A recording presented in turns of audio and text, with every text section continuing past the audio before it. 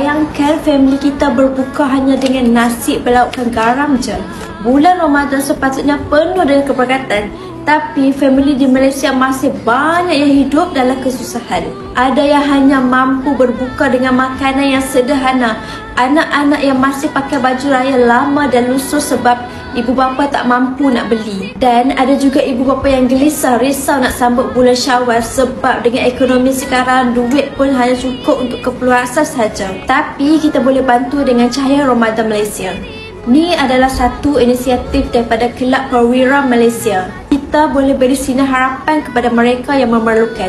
Antara program yang dijalankan ialah Iftar Afnaf dengan menyumbang makanan untuk berbuka puasa kepada mereka yang memerlukan. Hadiah raya seperti baju raya, kasut raya kepada kanak-kanak Afnaf ni untuk beraya supaya mereka gembira seperti kanak-kanak yang lain. Mereka juga ada buat program kotak Ramadan di mana mereka akan bagi keperluan asas kepada sebuah keluarga sepanjang bulan Ramadan. Akhir sekali adalah program duit raya, iaitu bantuan wang kepada mereka yang memerlukan. Setiap senyuman yang kita cipta menjadi saham kita di akhirat. Ramadan lebih bermakna jika dikongsi bersama. Jom kita sama-sama bantu mereka melalui kempen Cahaya Ramadan Malaysia. Klik link dekat komen atau boleh scan QR untuk sumbangan.